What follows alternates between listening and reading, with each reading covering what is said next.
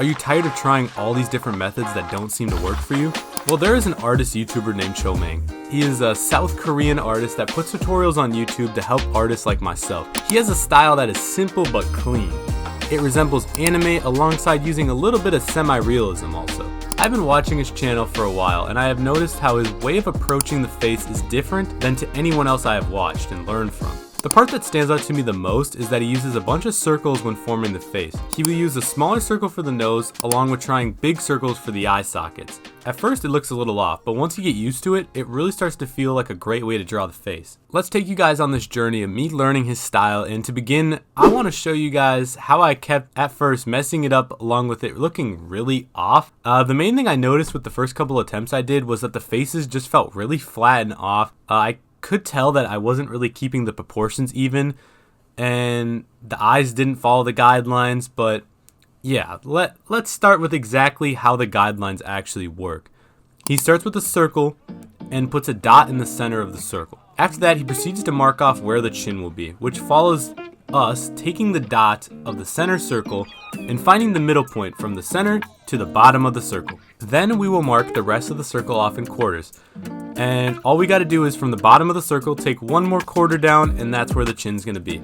Now that we have a chin, let's make the face connect. We're going to find the middle center dots, and we're going to go to the left. We're going to find the left side of the circle and the middle dot, and we're going to find the middle point of that, just like we did for the bottom.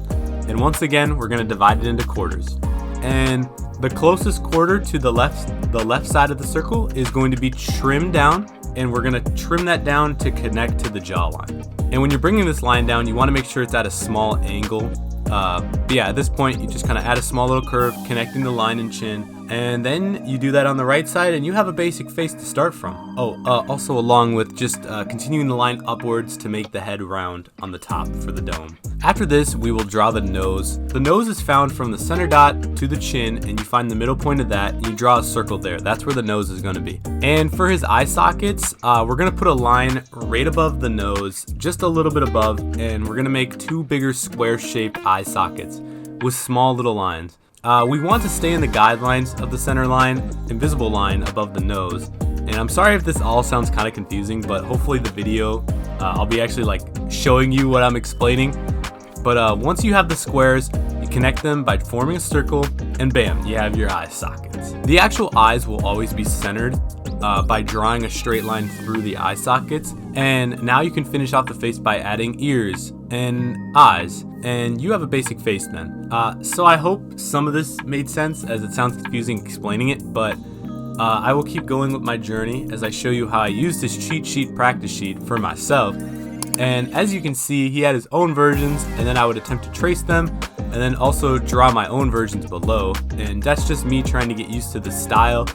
And the following day, I would take Pinterest references, and then I would try to use these guidelines to draw a face from Pinterest, and I'll show these off as I explain here. But I feel like these came out really good. They were simple, and it really felt like I captured the faces and the look that I was going for. I even tried a side profile that turned out really good, which was a little harder since you have to think of everything I just said, but turn to the side and flatter. And then bringing us to the finale, I will show a little speed paint of the best drawing that I did, the one I put the most effort in. I even colored it. There you go.